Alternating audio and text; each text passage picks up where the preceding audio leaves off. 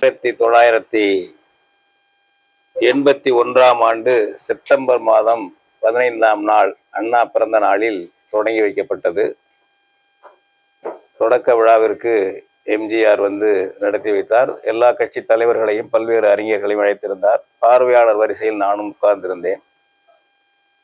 இப்படிப்பட்ட இந்த பல்கலைக்கழகத்துக்கு மொத்தம் 972.7 ஏக்கர் நிலம் ஒப்படைக்கப்பட்டது. மிகப்பெரிய நிலப்பரப்பு. ஏன் இவ்வளவு நிலப்பரப்பு ஒப்படைக்கப்பட்டது என்றால், இது வழக்கமான மற்ற பல்கலைக்கழகங்களைப் போல இல்லாமல் இது பன்முகத்தன்மை கொண்ட ஒரு இன இயல் சார்ந்த, மொழியியல் சார்ந்த, மானிட இயல் சார்ந்த பல்வேறு துறைகள் கொண்டு விரிவாக நடத்தப்பட வேண்டும் என்ற நோக்கத்தோடு செய்யப்பட்டது. இதற்கு பெரிய ஐம்புலங்கள் இதற்கு உருவாக்கப்பட்டது. ஒன்று கலைப்புலம், இன்னொன்று இன்னொன்று சுவடி புலம், மூன்றாவதாக வளர்தமிழ் புலம், நான்காவதாக மொழி புலம், அஞ்சாவதாக அறிவியல் புலம். இது புலம். இதற்கு ஒவ்வொன்றுக்கு கீழே 3 துறை, 4 துறை, 5 துறை என்று டிபார்ட்மெண்ட்ஸ் தனியா இருக்கும். எடுத்துக்காட்டா சொல்றேன். கலைப்புலம் என்றால் அதில் சிற்பத்துறை இருக்கும், இசைத்துறை இருக்கும், நாடகத்துறை இருக்கும். மொழி புலம் என்றால் அதுல இலக்கியத்துறை, மொழியியல் துறை, மெய்யியல் துறை, பழங்குடி மக்கள் ஆய்வு மையம், நாட்டுப்புறவியல், இந்திய மொழிகள் மற்றும் ஒப்பிலக்கிய பள்ளி, இப்படி இருக்கும். மொத்தம் இப்படி 25 துறைகள், 5 புலங்கள், 20 துறைகள். ஒவ்வொரு ஆய்வுக்கும் விரிவான தனித்தனி ஆய்வகங்கள், கல்லூரிகள் பெருக்கப்பட வேண்டும். அது ஒரு பெரிய, நீங்க இப்போ ஆக்ஸ்போர்ட் பல்கலைக்கழகத்துக்கு போய் பார்த்தா தனியாக நகரமே உருவாயிடுச்சு. அவ்வளோ துறைகள் சென்னை, இங்கிலாந்துல அவ்வளவு அது நிலைச்சு நிற்குது. இதுகெல்லாம் பார்த்து தான் இந்த தமிழ் பல்கலைக்கழகம் இப்படி இருக்க வேண்டும் என்று இந்த துறைகள் எல்லாம் தொடங்கப்பட்டது. அதற்கு பொருத்தமானவராக மிகச்சிறந்த ஆய்வாளர், நேர்மையாளர், உழைப்பாளர் வி.ஐ. சுப்பிரமணியம் அவர்களை துணைவேந்தராக போட்டார்கள். 3 தடவை அவர் துணைவேந்தராக இருந்து இடையில அவர் அப்புறம் விலகிட்டாரு. அப்படிப்பட்ட இந்த பல்கலைக்கழகம் இப்பொழுது ஒன்றுமில்லாமல் கிடக்கிறது. பல ஆண்டுகளாக துணைவேந்தரே இல்லை. பல துறைகளுக்கு உண்மையான தகுதியுள்ள தலைவர்களே கிடையாது. பதிவாளர் கிடையாது. பல ஆண்டுகளா பதிவாளர் கிடையாது. தற்காலிக பதிவாளர் போட்டுக்கொள்வது என்ற நிலையில் அந்த பல்கலைக்கழகம் இருக்கு. ஆய்வு பணியும் இல்லை. இந்த துறைகள் ஆய்வு பணியெல்லாம் இல்லை. நாடகத்துறையெல்லாம் ராமானுஜம் ஐயெல்லாம் இருக்கும்போது அவ்வளவு நாடகத்துறை பங்களிப்பு, டெல்லி வரை போவார்கள். இப்போ அதெல்லாம் ஒன்றும் கிடையாது. எதுலேயும் ஒன்றும் கிடையாது. பட்டப்படிப்பு, தமிழ் வழியில தமிழ் படிக்கக்கூடிய பட்டப்படிப்பு வகுப்புகள் இருக்கின்றன. ஒரு சிறிய கலைக்கல்லூரி போல் அது இயங்கி கொண்டிருக்கிறது. அவ்வளவுதான், வேற ஒன்றும் இல்லை. அடுத்து அந்த நிலப்பரப்பையும் பறிச்சுக்கிட்டே இருக்காங்க. வீடுகளுக்கு விற்பனை பண்ணிட்டாங்க. அதுக்கு ஒரு பகுதியை எடுத்து, வனத்துறைக்கு ஒரு பகுதியை கொடுத்தாங்க, மாவட்ட ஆட்சியர், வட்டாட்சியர் அலுவலகங்களுக்கு ஒரு பகுதி எடுத்தாங்க. அப்புறம் காவல்துறை கண்காணிப்பாளர், உதவி கண்காணிப்பாளர் அந்த வகைராவுக்கு ஒரு இடத்தை எடுத்தாங்க. இப்பொழுது 55 ஏக்கர் நிலம் எடுத்துக்கிறார்கள். தமிழ்நாட்டின் தொன்மையை பற்றிய ஒரு ஆய்வகமோ கண்காட்சியாகவோ கட்டுறதுக்காக. ஆக புதிய திட்டங்களுக்கெல்லாம் இதுல இருந்து நிலத்தை எடுத்து இந்த தமிழ் பல்கலைக்கழகத்தை காலி செய்ய வேண்டும் என்ற உள்நோக்கம் இருக்கிறதா என்ற ஐயம் வருகின்ற அளவுக்கு எடுத்துக்கொண்டிருக்கிறார்கள். பல்கலைக்கழகம் ஏற்கனவே திட்டமிட்ட புலங்கோடு இன்னும் விரிவடையணும்னு கருதினார்கள். அந்த புலங்களும் செயல்படவில்லை. அதுக்குள்ள ஆசிரியர்களும் இல்லை. அடுத்தது மிக மிக நல்ல வலுவான பதிப்பகம் இருந்தது. கீழ வீதியில் அரண்மனை இருந்தது பதிப்பகம். அந்த பதிப்பகத்தை இங்கே கொண்டு பல்கலைக்கழக வளாகத்தை கொண்டு வந்தால் தப்பு கிடையாது. அச்சிடுறதுக்கான எந்திரங்கள் எல்லாம் இருக்கு. சுத்தமா பல ஆண்டுகளுக்கு முன்பே மூடப்பட்டு விட்டது. நூல் அச்சடிக்கிறது எதுவுமே கிடையாது. அந்த பல்கலைக்கழகத்துல அச்சடிப்பு, நூல் அடிக்கிறது எதுவும் கிடையாது. அந்த பதிப்பகம் மூடப்பட்டு விட்டது. நூலகம் பிரம்மாண்டமான நூலகம். நாங்கெல்லாம் பல காலமா படிச்ச நூலகம், பல துறை சார்ந்த பெரிய நூலகம். அதுக்கு பொறுப்பாளர் ஒரு தலைவர் இருப்பார், இயக்குனர் என்று இருப்பார். அவருக்கு கீழே உதவி இயக்குனர் இருப்பாரு. 6 பேர் அவருக்கு கீழே கல்வியாளர்கள் பணியாற்றுவார்கள். இப்பொழுது யாரும் கிடையாது அந்த நூலகத்துல. ஓஏக்கள் இருக்காங்கல்ல, உதவி அலுவலர்கள், அவர்கள யாருக்கு வாய்ப்பு இருக்கா அந்த நூலகத்தை போய் பார்த்தாப்பா, லைப்ரரியை பார்த்துக்க என்று அன்றாடம் அப்படி அனுப்பிக்கிட்டு இருக்காங்க.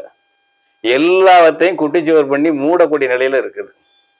இது ஒரு சிறப்பு வாய்ந்த பல்கலைக்கழகம். தமிழுக்கு என்று உலகம் பூரா 13 கோடி தமிழர்கள் வாழ்கிறோம். இவங்களுக்கான பல்கலைக்கழகம் இந்த ஒரு பல்கலைக்கழகம் தான். அது உலகத்தின் மூத்த மொழி, அதுக்குரிய பல்கலைக்கழகம். இது சாதாரண இல்லை. மூத்த மானிட இனம் தமிழ் இனம். அது அந்த ஆய்வு, மானிடவியல் ஆய்வு எல்லாம் இருக்கக்கூடியத, கடலியல் ஆய்வு எல்லாம் இருந்தது, எல்லாமே போச்சு. அப்படியே இதை மூடக்கூடிய நிலையில இருக்காங்க. எனவேதான் இங்கே தஞ்சாவூர்ல தொடங்கணும். தமிழகம் தழுவியதாக இது வளர வேண்டும். தமிழ் பல்கலைக்கழக காப்பு இயக்கம் என்று தொடங்கப்பட்டிருக்கு. என்னை இதற்கு ஒருங்கிணைப்பாளராக தேர்வு செய்திருக்கிறார்கள். பல துறையை சேர்ந்தவர்களும் ஒட்டுமொத்தவங்கள் இப்போ இங்கே பல்கலைக்கழகத்தில் பணியாற்றிய பெருமக்கள், அறிஞர்கள்லாம் இங்கே இருக்கிறாங்க. நம்ம மக்கள், கிராமத்து மக்கள் எல்லாரும் படிப்பாளிகள் எல்லாரும் இருக்காங்க. எல்லாருக்கும் உரியது பல்கலைக்கழகம். அப்படிப்பட்ட இதை புத்தாக்கம் செய்ய வேண்டும் என்ற முறையில் தான் கோரிக்கைகளை வைத்து இது எந்த நோக்கத்துக்காக செய்யப்பட்டதோ அந்த கோரிக்கையை வச்சு நம்ம ஒரு இந்த பாதுகாப்பு காப்பு இயக்கத்தை தொடங்கியிருக்கோம். இந்த உடனடியாக துணைவேந்தர் பதவி, பதிவாளர் பதவியெல்லாம் முழுமையாக போட வேண்டும். இந்த பல்கலைக்கழகத்தை மாநில அரசு தமிழ் வளர்ச்சித்துறையில் வச்சிருக்கு. தமிழ்நாட்டில் உள்ள எல்லா பல்கலைக்கழகங்களும், சென்னை பல்கலைக்கழகம், பாரதிதாசன் பல்கலைக்கழகம் எல்லாம் இருந்தாலும் அது உயர்கல்வித்துறையில் இருக்கு. இது மட்டும் தமிழ் வளர்ச்சித்துறையில் இருக்கு. அப்போ இந்த நிதி நல்கை கொடுப்பது உயர்கல்வித்துறை. நிதி நல்கை சல்லி காசும் தமிழ் பல்கலைக்கழகத்துக்கு வரக்கூடாது என்பதற்காக அதிகாரம் இல்லாத தமிழ் வளர்ச்சித்துறையில் வச்சிருக்காங்க. அதை மாற்றி நல்கை அதை இதுக்கு உயர்கல்வித்துறை கொண்டு போன அந்த பல்கலைக்கழகத்தை என்று சொல்றோம். இந்த பல்கலைக்கழகத்தினுடைய தர முன்னேற்றத்தை கவனிப்பதற்கு இந்த அகாடமிக் எவாலுவேஷன் என்ற ஒரு ஏற்பாடு அமைப்பு இருந்து அதை அப்பப்போ செஞ்சாங்க. அதெல்லாம் இப்போ கிடையாது, அது எதுவுமே கிடையாது. திரும்ப அதை கொண்டு வாங்க அப்படிங்கிறோம். அதுபோல பல்கலைக்கழகத்தினுடைய பதிப்பகம், நூலகம் எல்லாவற்றையுமே புத்தாக்கம் செய்யுங்கள் என்று சொல்லுகிறோம்.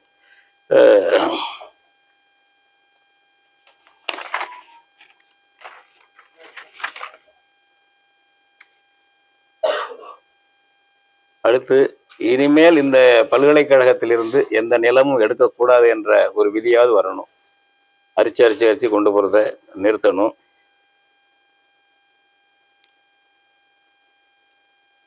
இங்க இந்தியாவில் சமஸ்கிருத பல்கலைக்கழகத்துக்கு இந்திய அரசு எவ்வளோ நிதி தருது? பல்லாயிரக்கணக்கான கோடி தருது. நம்ம ஒரு தமிழ் பல்கலைக்கழகத்துக்கு எவ்வளோ வாங்குறோம்? தமிழ்நாடு அரசு எவ்வளோ முயற்சி பண்ணி அதுக்கு வாங்கியிருக்கு என்ற கேள்வி எல்லாம் இருக்கு. சம்பளம் கொடுக்க முடியாம ஆசிரியர்களுக்கு, ஊழியர்களுக்கு திண்டாடக்கூடிய நிலை இருக்கிறது. எனவே இந்த பல்கலைக்கழகத்தை பாதுகாப்பதற்கு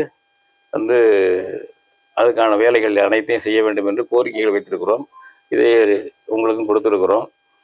அடுத்தது, தமிழ் பல்கலைக்கழகத்தில் விஐ சுப்பிரமணிய ஐயா அவர் இருக்கும்போது இந்திய அரசு கொடுக்கக்கூடிய ஞானபீட விருதுக்கு சமமாக தமிழ் பல்கலைக்கழகம் ஒரு விருது கொடுக்க வேண்டும் என்று முடிவு செய்து ராஜராஜன் விருது என்ற ஒன்றை உண்டாக்கினார்கள். பல பேர் கொடுத்துருக்காங்க.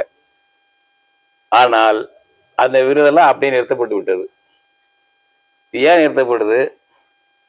இப்போ இங்கே ஒவ்வொரு அரசியல் கட்சி தங்கள் ஆட்சியில் அது முன்னேறிச்சு, எங்கள் ஆட்சியில் இது முன்னேறிச்சு அப்படின்னு சொல்லி போட்டி போட்டு பேசுகிறீர்கள். இங்கே இதெல்லாம் இருக்கிற ஒரு தமிழ் பல்கலைக்கழகம். இதை மேலும் வளர்க்கறதுக்கு பதிலாக இது எப்படியாவது தானே இல்லாமல் போயிட்டா பரவாயில்ல என்ற நோக்கத்தில் இந்த ஆட்சியாளர்களாக இருக்கிறார்களா என்ற ஐயப்பாடு இருக்கிறது. அப்படி விடக்கூடாது என்பதற்காக தான் நாங்கள் இந்த ஒரு குழு, பாதுகாப்பு குழு அமைத்து தஞ்சை தமிழ் பல்கலைக்கழக காப்பு இயக்கம் என்று உருவாக்கி பல்வேறு அறிஞர் மக்களும் கட்சி சார்பற்ற முறையில் இதில் அக்கறை உள்ள எல்லாரும் இருக்கலாம் தொடங்குவது என்று முடிவு செய்திருக்கிறோம். முதல் கட்டமாக இப்போ இந்த காலத்தில் தேர்தல் அறிவிக்கப்பட்டிருக்கிறதுனால பரப்புரை இயக்கம் நடத்துவது, அங்கங்கே கூட்டங்கள் நடத்தி பரப்புரை இயக்கம் நடத்துவது, தேர்தல்லாம் முடிஞ்ச பிறகு இதை பற்றி அரசுக்கு கோரிக்கை ஜூன் மாதம் வைத்து, புதுசாக வர்ற அரசுக்கும் கோரிக்கை வைத்து அதை செவிமடுக்கவில்லை என்றால் அடுத்த கட்டமாக ஜூலை மாதமே போராட்டம் நடத்துவது, தொடர் போராட்டங்களை முன்னெடுப்பது, தமிழ் பல்கலைக்கழகத்தை பாதுகாப்பது என்ற முடிவோடு நாங்கள் எங்களுடைய குழுக்களை முடிவு செய்து இன்றைக்கு இதை வெளிப்படையாக அனைவருக்கும் தெரியும்படியும் ஆட்சியாளர்களுக்கு தெரியும்படியும் இதை அறிவிக்கிறோம். இதை முதல்ல தமிழ்நாடு முழுக்க கொண்டு போறது இதுக்கான இந்த குழுக்களை விரிவாக்கப்படுத்துறது, அதுக்கான களப்பணிகளை இப்பொழுதே செய்கிறது என்று முடிவு செய்திருக்கிறோம்.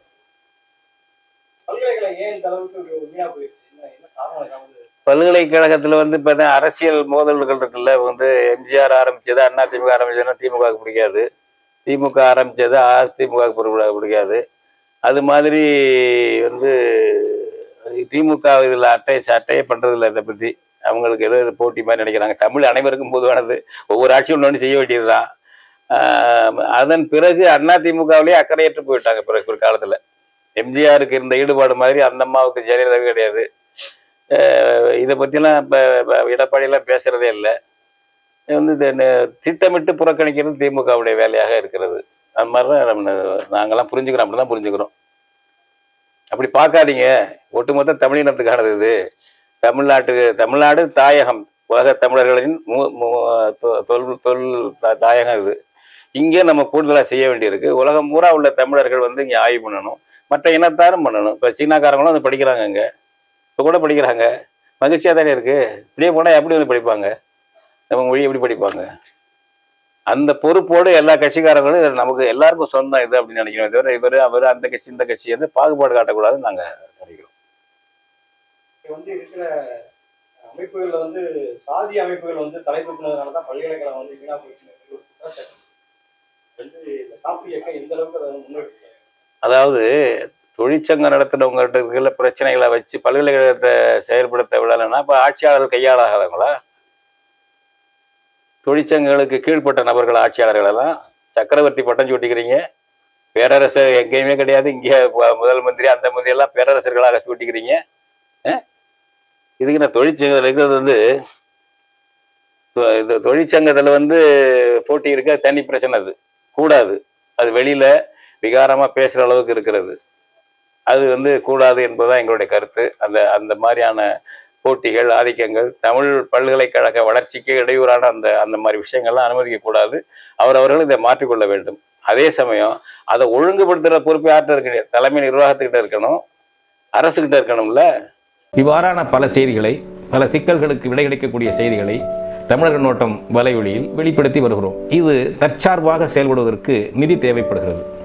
இந்த நிதியை நம்முடைய மக்களாகிய நீங்கள் தான், இளையோரும் பெரியோரும் நண்பர்களும் தோழர்களும் சான்றோரும், நீங்கள் உங்களால் இயன்ற அளவு என்ன இயலுமோ அந்த நிதியை வழங்குமாறு அன்போடும் உரிமையோடும் கேட்டுக்கொள்கிறேன்.